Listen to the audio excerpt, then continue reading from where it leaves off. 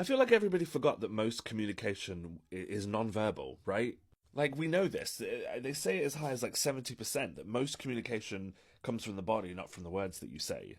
Like, we know this, and yet I feel like we ignore it every single day, because it's not just non-verbal. Sometimes it's like the thing that a person is saying that they don't even know that they're saying. We just underestimate the sort of sheer complexity of the human brain and the human body and the constant, like, interplay between those two things. I do think the reason it shifted is a good one, though.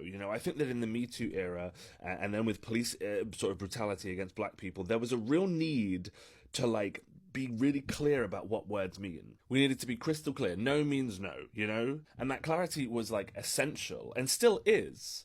Especially, like, teaching young boys, rules around consent. I think the problem is that we've taken all of that simplicity and applied it to all communication, and we act like it's very, like, linear.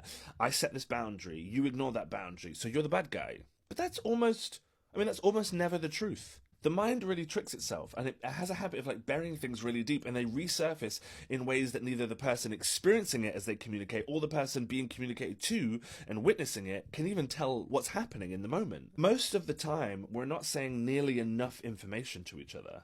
I think the only place I'll let this off is, like, work. I think work maybe is okay. You get clear instructions, you follow clear instructions with the aim of completing a goal. But outside of that, I think that friendship, I think that family in particular, I think romance, of course, like, communication is messy. Yeah, there's what's said, and there's also what's unsaid, and there's what lives in the body, and there's what comes out of the body, and there's what, the other person is receiving it, and there's their sort of background information about their relationship to certain ways of communicating, and there's other background noise about things that you may have said in the past that becomes a sort of, like, historical landmark for the person that you're talking to. There's so much background noise, which means that very little in terms of communication is about something from A leading to B. That doesn't mean a person shouldn't be angry. That doesn't mean a person can't be annoyed when a line is crossed, when a boundary is crossed. Like, it also doesn't mean that, like, intention or lack of intention erases the impact. Just because you weren't intending to be mean doesn't mean you weren't being mean.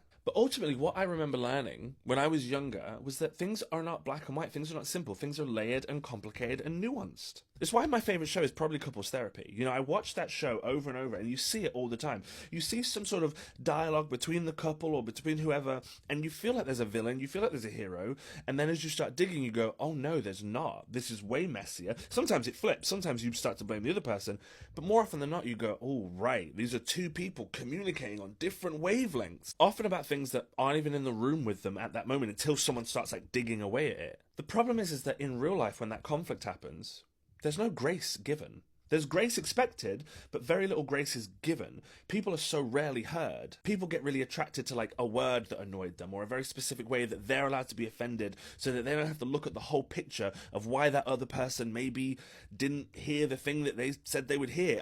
It's just very complicated and annoying, and it's particularly here on social media. I am going to say that in most things, there are no heroes, there are no villains, there are no good, there are no bad, there is no right and wrong. It's just mess. There's almost way more beneath the surface, and there's almost way more than either of us are able to name in any given moment.